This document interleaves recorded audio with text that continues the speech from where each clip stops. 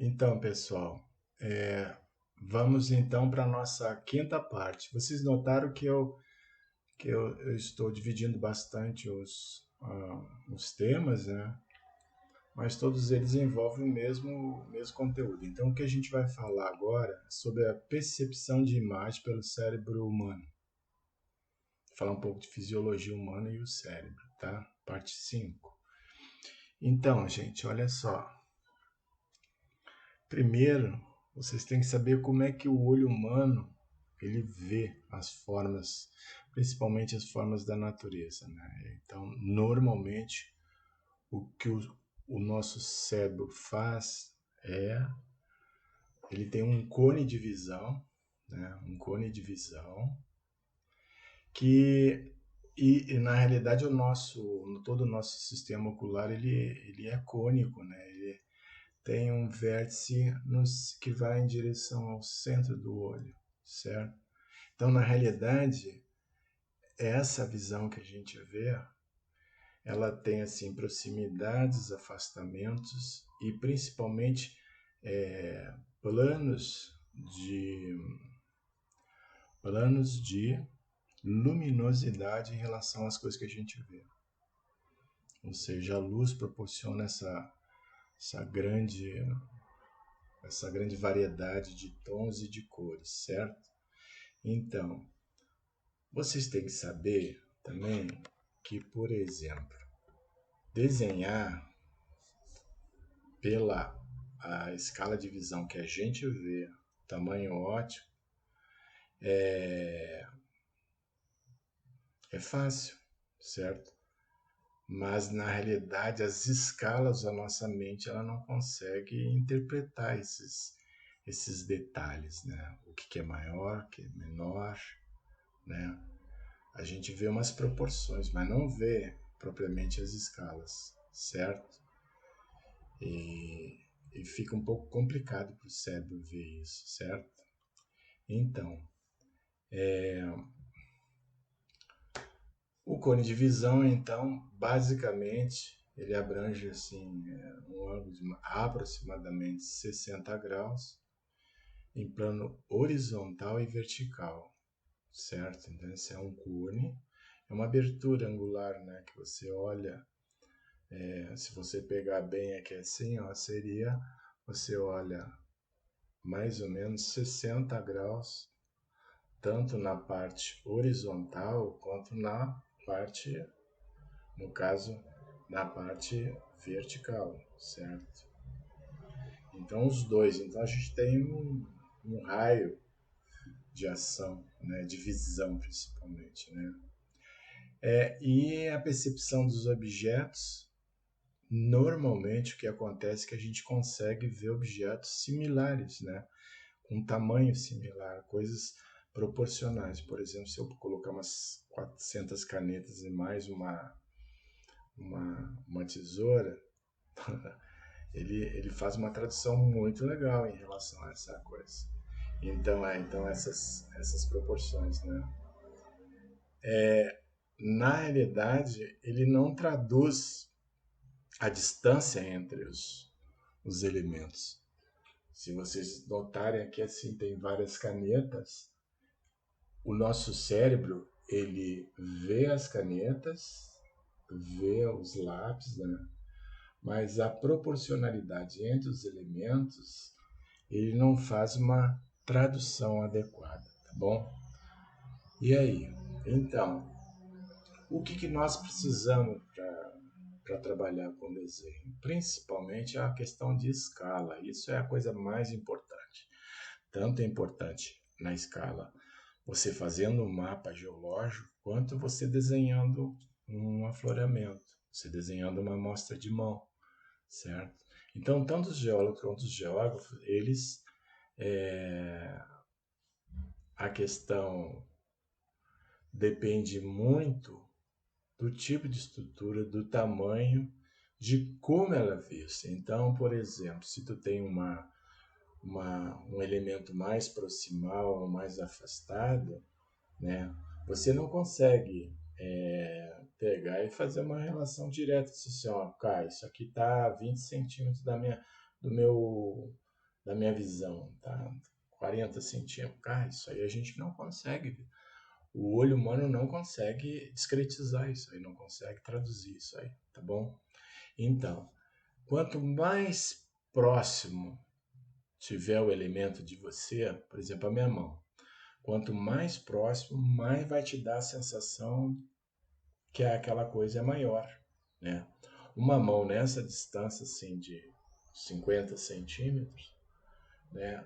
Ela, ela tem um tamanho que o olho tá olhando, tá vendo a mão e tá dizendo assim, olha, aquilo ali é uma mão pequena.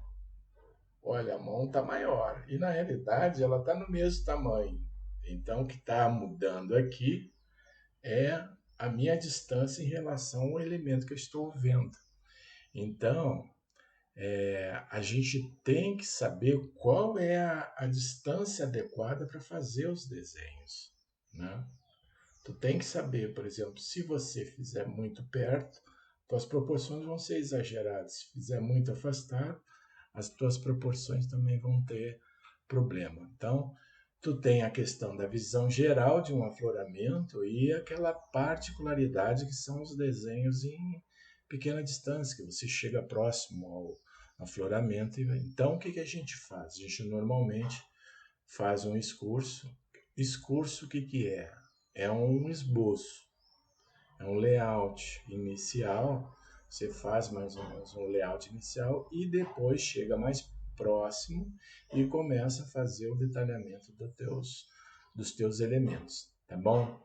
Então tu tem uma coisa muito mais macro, muito mais, na realidade não é nem macroscópica, né? Porque macroscopia seria mais amostras de mão, mas trabalhando com sensoriamento remoto e geoprocessamento macroscópico, eles falam que macro seria mais regional e mesoscópico seria aquela visão, né, de detalhe no afloramento, correto?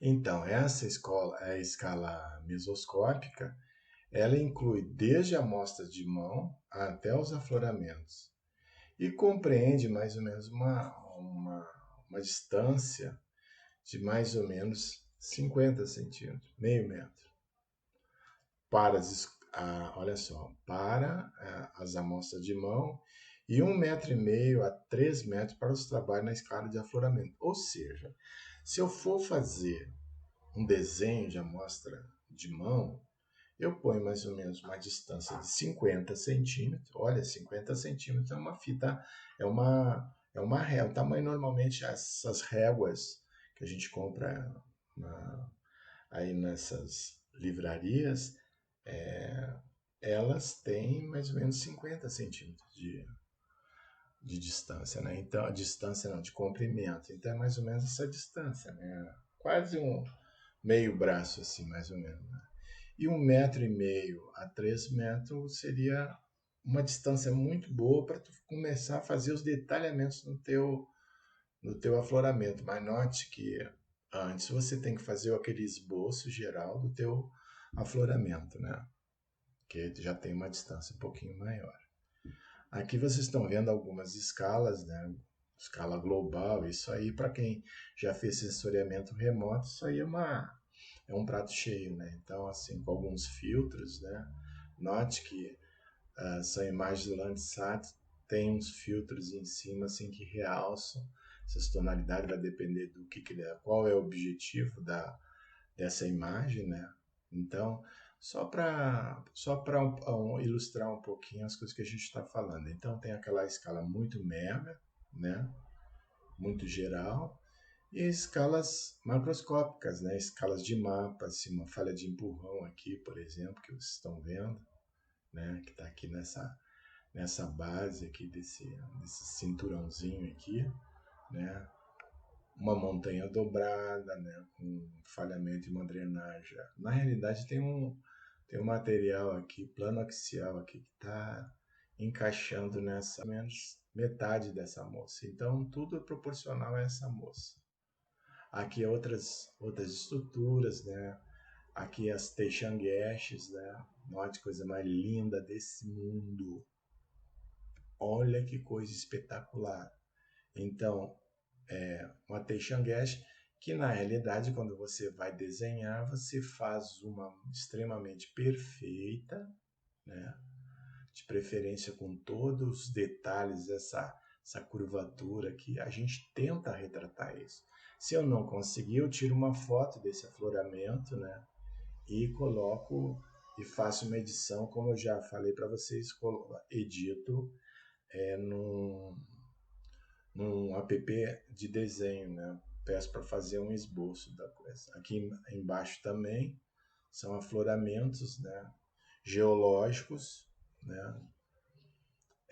Muito interessantes que podem ser retratados por desenho à mão livre mesmo, tá bom? Aqui outros desenhos, outra questão muito séria são as descontinuidades, né? Então, assim, as falhas, fraturas, né? Todos esses elementos que não são totalmente penetrativos na rocha, são setorizados, esses elementos, retratar a geometria deles, como eu estou aqui, ó, frisando, né? Estou marcando aqui. Quando a gente marca esse desenho, por exemplo, aqui, a coisa mais importante é o traço. Se esse traço é levemente retilíneo, aqui ele está quase verticalizado. E aí, como é que eu sei o tamanho dessas coisas? Aí eu pego esse martelo aqui, que deve ter na faixa dos 60 centímetros, alguns têm 70 centímetros, né? E aí eu replico isso aí, né? Então daqui até aqui 60, então daqui até aqui aproximadamente 60 e assim vai. O que é mais importante é a orientação e a relação entre esses, esses elementos aqui, né? Note que se você pegar bem assim, for bem crítico e o seu olho observar detalhes, você vai ver que os fatores aqui, esse plano aqui, ele está subparalelo a esse plano aqui. E esses aqui são mais verticalizados. Então, na realidade, eu tenho dois planos aqui, dois planos principais, né? Dois planos de fraturas ou falhas, tá? Outra questão que eu acho que é absurdamente interessante é a questão da escala microscópica, que é outra coisa também que vocês têm que notar que é uma dificuldade muito grande você pegar e conseguir retratar todos esses elementos. Normalmente, quando tem assim, olha só, o que, que tem de importante nessa microfotografia, né? Tem esses traços aqui na horizontal, né, que são pequenas fraturas preenchidas, né? Aqui também. E tu tem uma folhação também aqui, ó, uma folhação, ó, mais oblíqua, ó, mais oblíqua.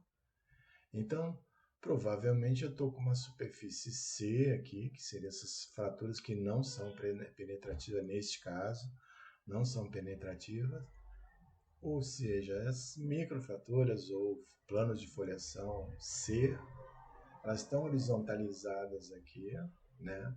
Mas eu tenho esse outro elemento aqui, que é uma S. Então, tem uma S oblíqua, que é a coisa mais importante que eu tenho nessa gravura aqui, é essa S com essa C, que são, então, que a gente chama de superfícies SC. Aqui embaixo tem um filmezinho, né?